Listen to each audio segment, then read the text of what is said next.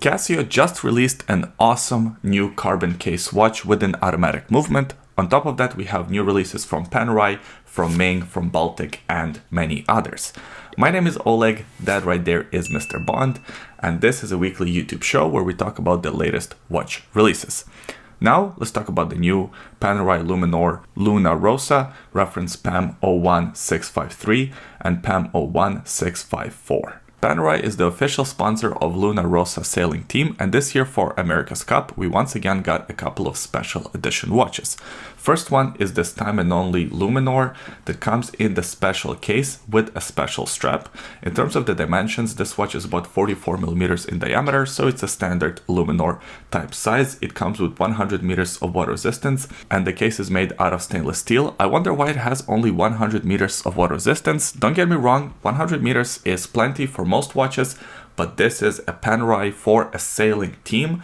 Give it like 300 meters, especially with that fancy chron release mechanism. And in terms of the movement, this one is powered by the caliber P6000, which is a hand-wound movement that beats at 3 Hz, and it comes with 72 hours of power reserve. This watch will be part of the standard catalog and is priced at €6,700. A pretty expensive watch for what it is, but Panerai is known to have their prices fairly high. The second release is this flyback chronograph. This one is made out of grade 5 titanium, but it still comes in the same diameter, 44 millimeters. It also features a different movement, of course. This one is the caliber P9100, which beats at 4 Hz, so it is a high beat movement, also with 72 hours of power reserve. As I mentioned, it is a flyback chronograph, and it has 100 meters of water resistance. As far as the pricing for this model goes, it's priced at €16,000. And once again, this one comes with that special strap that looks pretty good. I like how these watches look. I think they're just too expensive. Next, let's talk about a watch that's a lot more affordable, the new Baltic Hermétique Summer Collection. Hermétique is already an established collection in Baltic's catalog. In fact, not that long ago, I did a review of the bronze version of this watch. I was a big fan. I love how this watch looks and how it wears. Now for the summer of 2025, we got this new fun collection with 4 new dial variations. My favorite out of the 4 is probably the orange one. I think that looks really sharp, although the other ones also look quite fun. They're just a little bit too bright for my personal preference. In terms of the watch dimensions, they're exactly the same as the bronze version that I reviewed, but now they come in a stainless steel case, 37mm by about 10.8mm case height. These watches are powered by the automatic Miyota 9 series movement, 9039 to be exact. It beats at 4 Hz and comes with 42 hours of power reserve. All watches come on a matching Tropic rubber strap, and all of them have exactly the same price at €5,500 on the rubber strap. You could also spec this watch out with the optional Beats of Rice bracelet. That brings up the price by about €65 to €615 for that bracelet option. I'd say go for the bracelet and just buy one of these straps as an optional accessory. Next, let's talk about the new Zelos Artemis collection. That's actually my wristwatch check for the day because I just did a review of this model. Now, in the review, I was very optimistic and positive about this model because I do quite like it. Usually, I'm not a big fan of skeleton watches because they are much harder to read as opposed to the standard dials. And this one here does have legibility issues. However, the pictures and the videos don't really do it justice. I think on pictures, because it kind of looks two-dimensional, the same thing on video, it kind of makes it seem like it's a much harder watch to read than it actually is. Don't get me wrong, it is still harder to read than a standard dial, but it's not as bad as the videos make it seem. Now, in terms of the available options, there are 3 different metals available. There's the titanium, there's the Damascus, and there's the special Mokume metal. All 3 feature the same case dimensions, 40mm diameter, 45.5mm lug-to-lug distance. These watches are super thin, 10.2mm case height, and they come with 50 meters of water resistance. All of them are powered by the same movement, the manual wound Marvin 700 that beats at 3 Hz, and it comes with 46 hours of power reserve. In terms of pricing and availability, each version I think is made in 50 examples. The titanium version, the one I reviewed, is $1,800. The other 2 metals are $2,400 USD. Next, let's talk about the new Casio EFK automatic collection. Believe it or not, this is the very first time that Casio is giving us a mechanical movement watch, and what a cool model they are giving us. Now, they did make some puzzling choices, to which I'll get to in a minute, but first let's talk about the basic specs. So this watch comes in two different cases. There is the forged carbon case or the titanium case. Both of them feature exactly the same case dimensions. They're about 39 millimeters in diameter, 43.5 millimeters lug-to-lug distance, and 12.5 millimeters in case height.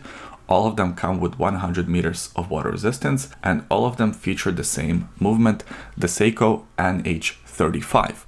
That's the puzzling choice. Why not go with the Miyota movement? Give it something like a 9 series movement, really sort of step up your game.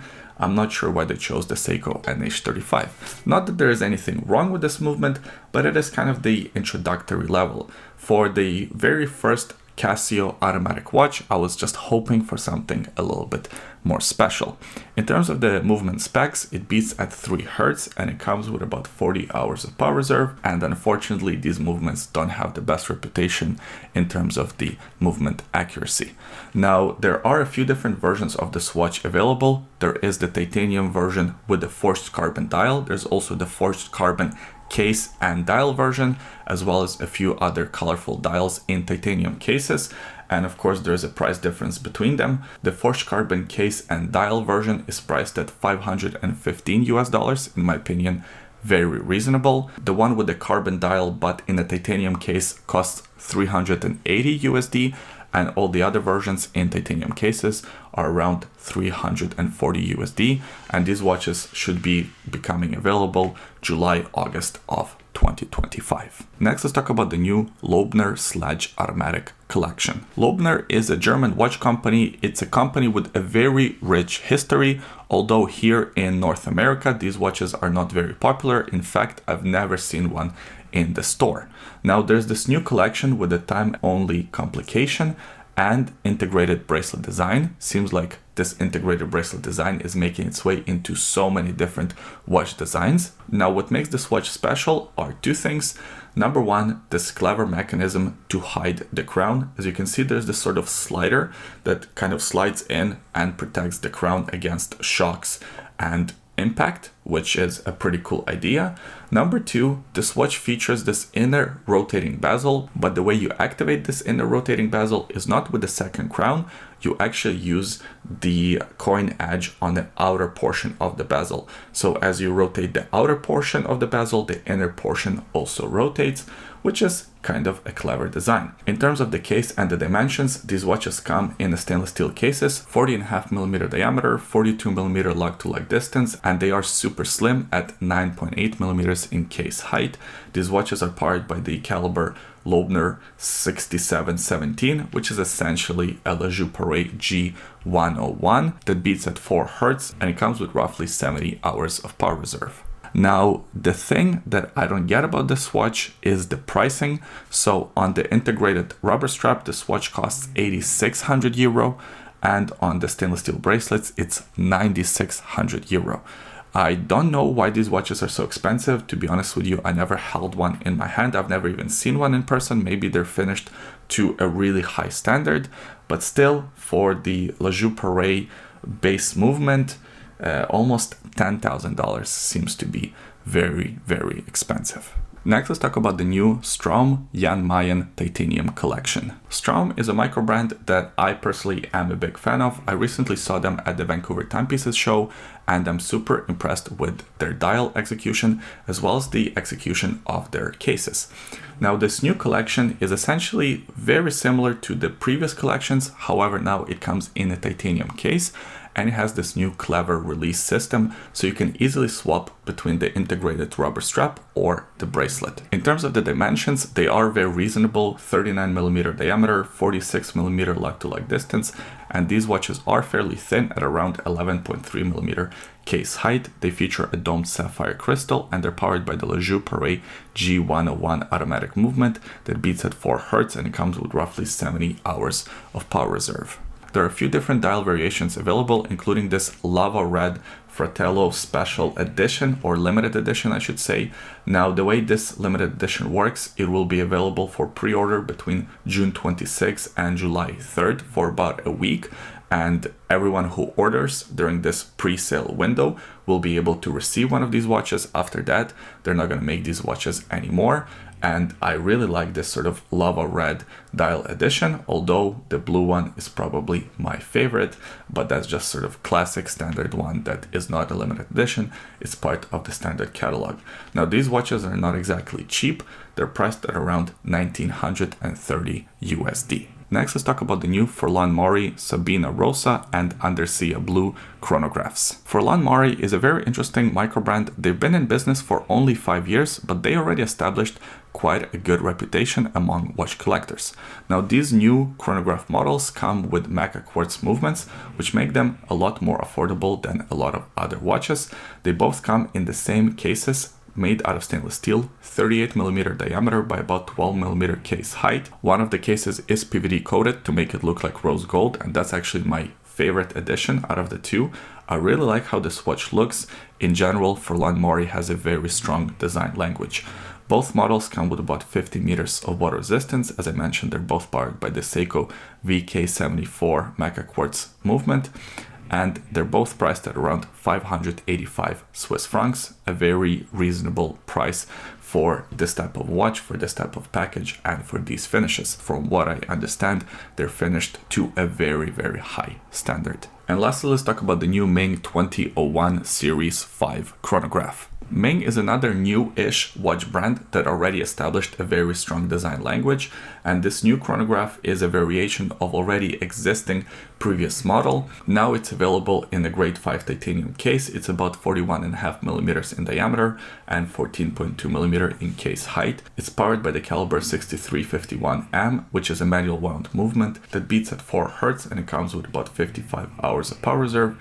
It is also a very beautiful movement, and you can admire it through the display case back.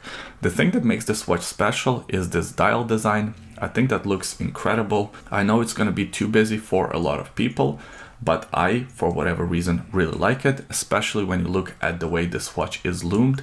MING has this sort of very interesting design language to their watches, and this watch is keeping up with that, especially when you look at those loom shots.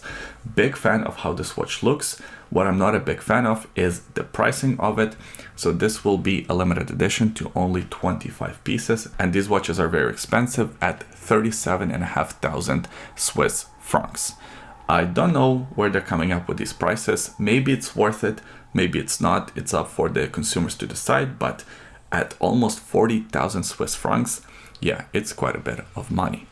And that's it for this week's watch releases. I hope you enjoyed the video. If you did, please give it a thumbs up, subscribe to the YouTube channel for more videos like this in the future, and leave a comment in the comment section below. Let me know what releases stood out to you. I always enjoy reading your comments. Thanks for watching this one, and we'll see you next time. Bye.